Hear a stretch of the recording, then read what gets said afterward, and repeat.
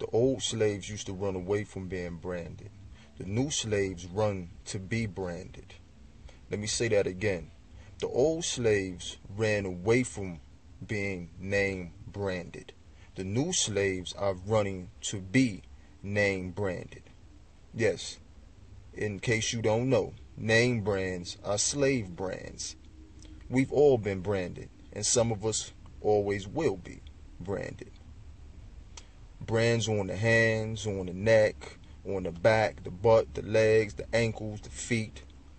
You think about, where the collar is, the tag on the collar. You think about the logos or the tags that are on the wrists or on the sleeve area of the shirt. We're talking about the butt area of the jeans where the name is branded at. We're talking about footwear or sneakers where you have the brands of the logo on the ankle, the front ankle or the side ankle or the foot. I mean, a lot of this stuff, is very obvious, once pointed out. Someone just has to point it out to you in order for you to see it sometimes for what it really is. And some of us are in denial, about the fact that, we're dealing with shadow slavery. Chattel slaves, branded like cattle. Branded like cattle and plantation slaves. I told y'all before, slavery still exists. It's far from dead. It's far from over. Nike got your all in check. People run to get checked by Nike. People love Nike, but Nike keep y'all all in check. Masters say jump, slaves say how high. That's what the jump man represents. It's like masters say jump, slave jump, and he just stay stuck in the air because master never say come down. So he call you Air Jordan because he tells Jordan to jump, and he jumps as high as he can. And he's stuck in the air because master never told him to come down yet. And this is probably why he walks around this day with his head in the clouds. Like he's better than other people. He has a superior slave mentality. Master got him feeling superior to the other slaves because he's favored by Master.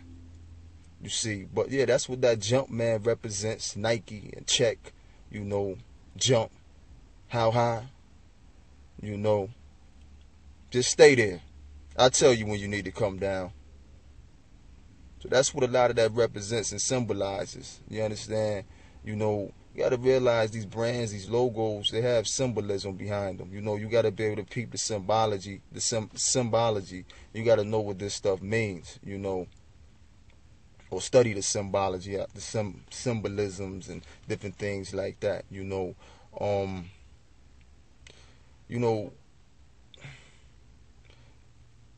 Why do we support people that don't support us? Why do we support people that won't support us?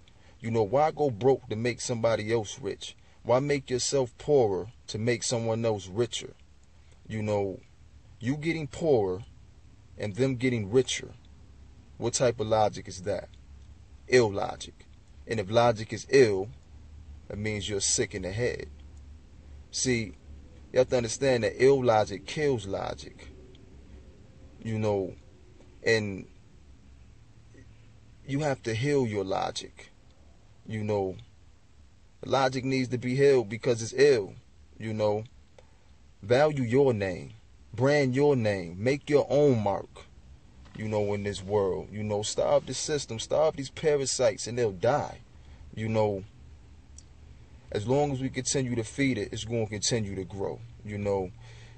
I mean, come on. Sometimes, maybe you have to go with the lesser evil. I'm not telling you don't go out and shop or buy this or buy that. I'm just saying be smart about it.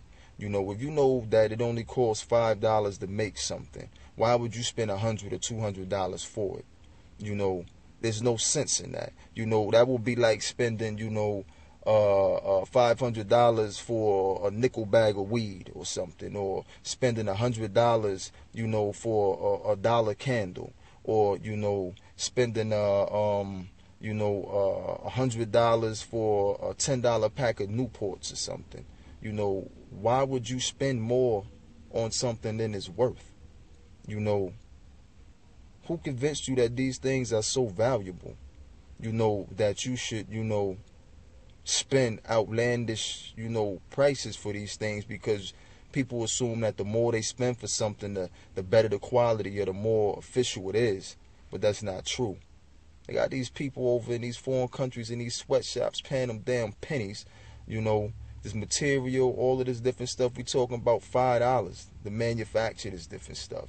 And then here it is, they turn around and sell it to your ignorant ass, and you spend $100, $200 for it. And you so-called black people running around, talking about you don't like these so-called white people or Europeans, but you stay running trying to hop in some damn European brands. It's like you don't feel like it's official unless you're European branded. Only deal with brands and different things like that have some type of symbolism, cultural symbolism that I could identify with and claim.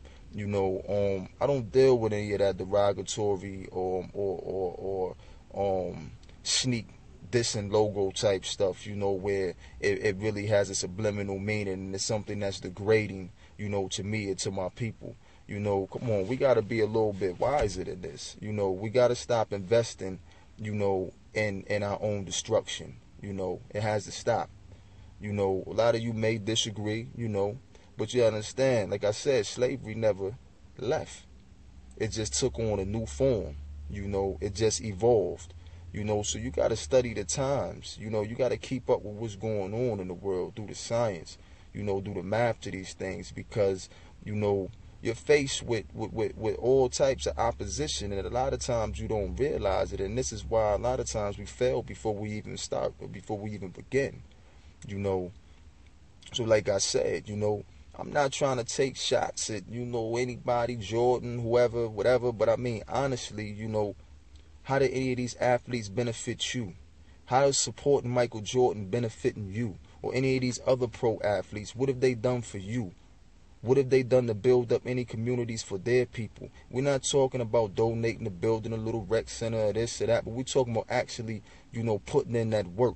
All of these so-called black athletes that done came up over these decades, you mean to tell me still we don't have our own schools? We don't have our own hospitals? We don't have our own fire departments?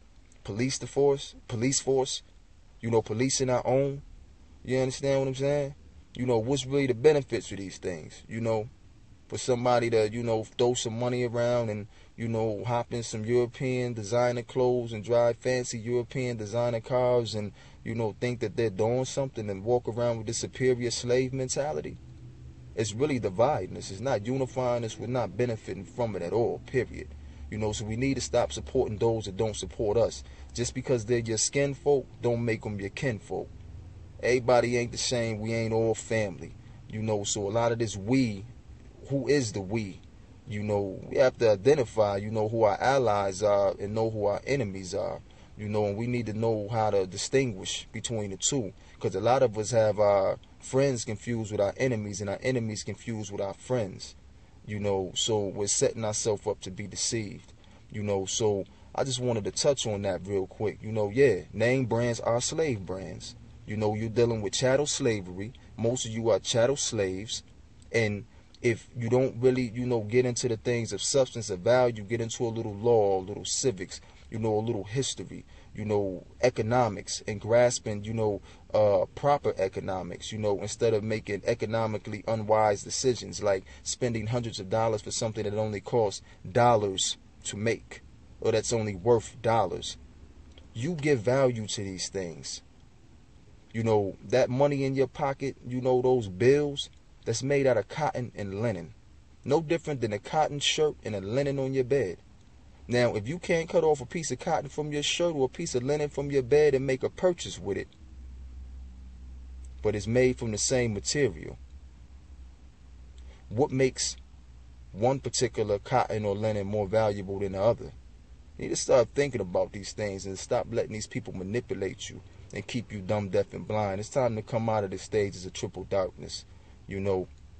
So again, we got to wise up. We got to rise up, Rise and be greater. Peace.